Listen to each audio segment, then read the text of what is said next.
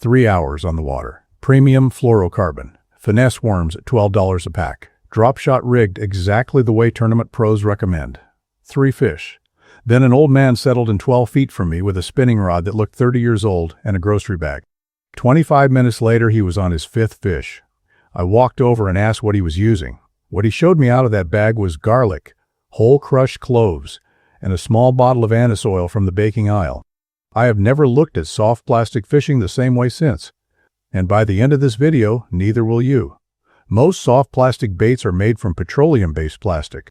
They carry either no scent at all, or a synthetic coating that breaks down within the first few seconds of hitting the water and smells nothing like food. This is the core problem that nobody in the tackle industry is financially motivated to address. Fish do not experience their environment the way we do. Their lateral line reads pressure changes and vibration across significant distances. But more than almost any other sense, fish navigate and feed using scent. Underwater, scent moves in plumes along current seams. It lingers in slow water behind rocks and logs. It accumulates in-depth transitions and structure pockets. A fish can detect specific chemical compounds at concentrations so small they're almost impossible to measure on any human scale. When a soft plastic bait moves through the water with realistic action, a fish will come to investigate. Your technique brought it close. But the moment it arrives and detects petroleum-based plastic instead of a living food source, it makes a decision and leaves. That tap you felt, and then nothing. That was not a missed hook set. That was a fish that came, assessed, and rejected your bait based on scent information. Fix the scent, and you fix that outcome completely. This is not a folk remedy. Fisheries biologists have documented for decades that 2 specific compounds produce genuine, measurable feeding responses across a wide range of freshwater species: bass, walleye, panfish, catfish, crappie. The first compound is allicin, which is the active chemical released when garlic is crushed. The second is anethol, which is the primary compound in anise oil. Both have been studied in controlled conditions. Both produce documented behavioral changes in feeding activity. The fish are not reacting randomly. They are reacting to compounds that signal the presence of biological food sources, signals their nervous systems have been responding to for millions of years. Now consider what the commercial tackle industry offers as an alternative. Proprietary scent formulas. Patented compounds, synthetic attractants sold in 2-ounce bottles for $12 to $16 each. The active ingredients in those bottles are often variations of the same compounds, dressed up, branded, and priced at a margin that a grocery store garlic clove cannot compete with commercially. That is the only reason you have not heard about the natural version. There was no financial incentive to tell you, and significant financial incentive to sell you the bottle instead. The clearest proof of how well this works is not anecdotal. Tournament fishing circuits have explicitly banned natural bait additives, including garlic and anise preparations, on the grounds that they create an unfair competitive advantage over other competitors. Organizations do not ban ingredients that produce marginal results. They ban ingredients that shift outcomes so dramatically that they threaten the fairness of competition. That is exactly what these compounds do. The preparation is simple. The cost is under $3 for a full batch. The only thing it requires is time. Find a small airtight container. A plastic deli container with a snap lid works perfectly, something that seals completely with no air exchange. Take 5 to 7 garlic cloves and crush them. This step matters more than most people realize.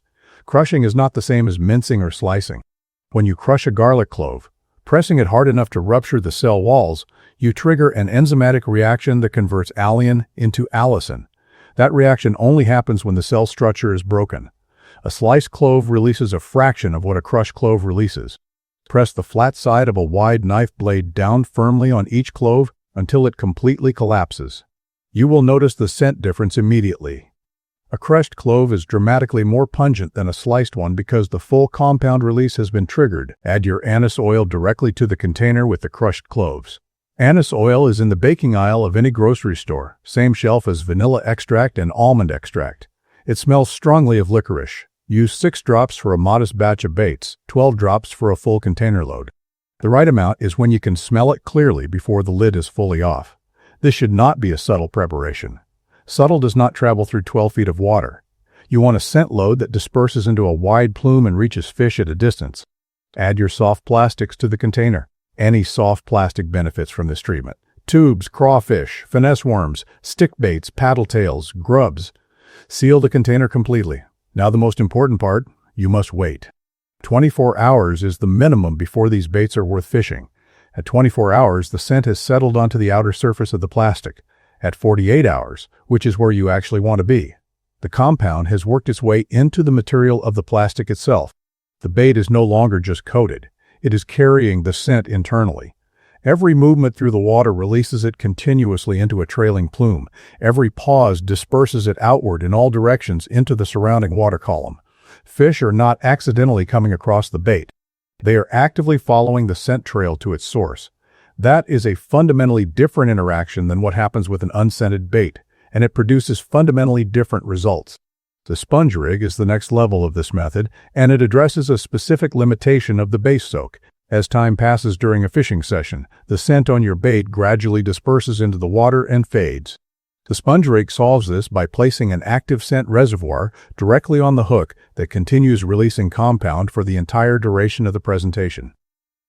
Cut a small square of kitchen sponge, roughly the size of a pencil eraser, maybe slightly larger. Saturate it completely in straight anise oil. Thread this piece onto the hook first, before adding the soft plastic bait on top.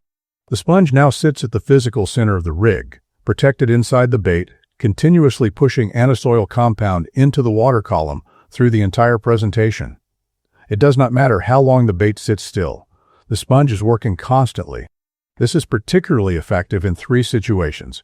First, deep structure fishing, where you are holding a presentation in place for extended periods and relying on fish to come to the bait rather than covering water.